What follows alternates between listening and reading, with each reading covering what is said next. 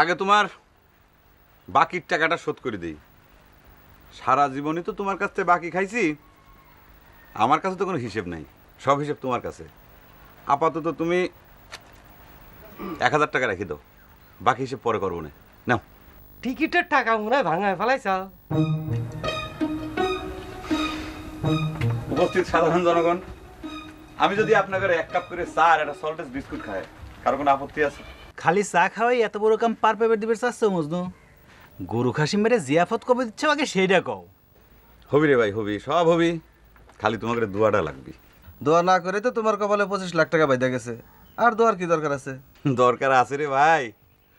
মনে করো যে তুমি পুকুরে মাছ মারবে বইছাও, বড় একখান রুই অথবা কাতলা 10 কেজি বা 15 কেজি ওজন তোমার বড়শিতে বাইদে গেছে, বাদলি পরে কিন্তু হইল না।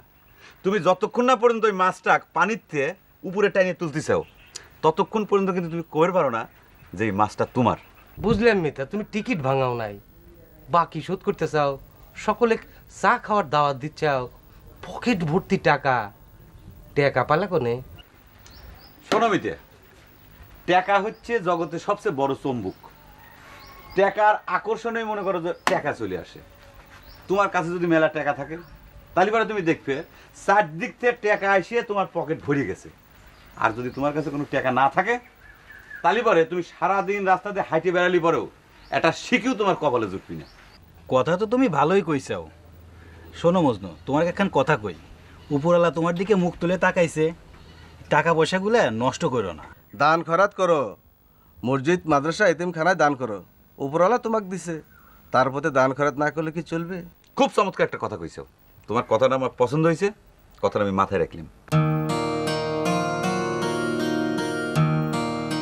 মজনু ভাই, মজনু ভাই,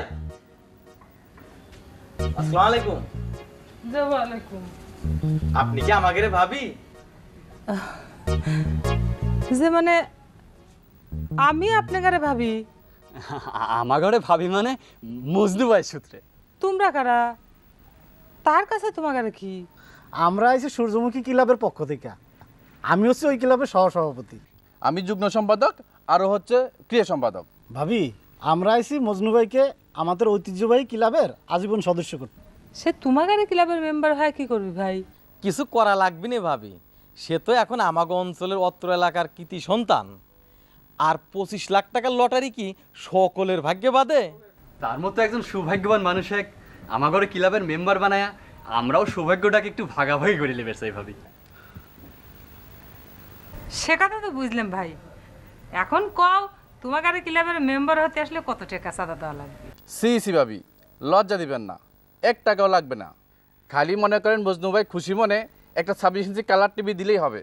আর ঈদ উপলক্ষে ক্লাবে একটা বিচিত্র অনুষ্ঠান হবে, তার জন্য 1000-5 টাকা। বিচিত্র অনুষ্ঠানে মজনু ভাইকে বিশেষ অতিথি করা হবে। অতিথি হতে তো তার কোনো সমস্যা নাই, টিভি টাকা এগুলি দিতেও কোনো সমস্যা নাই, কিন্তু সমস্যা যে অন্য জায়গায় হয়ে গেছে ভাই, টিকিটটা তো আর তার কাছে নাই। সালাম কন্ট্রাক্টর নিয়ে গেছে। নিয়ে নিছে মানে? কার এত বড় সাহস মজনু ভাই টিকিট ছিনায় এনে? অত সস্তা না ভাবি, আপনি কোনো চিন্তা করবেন না, আমরা আসি মজনু ভাইয়ের সাথে। তোরা চল, এই কত বড় শক্তি হয়েছে সালাম করতে, চল।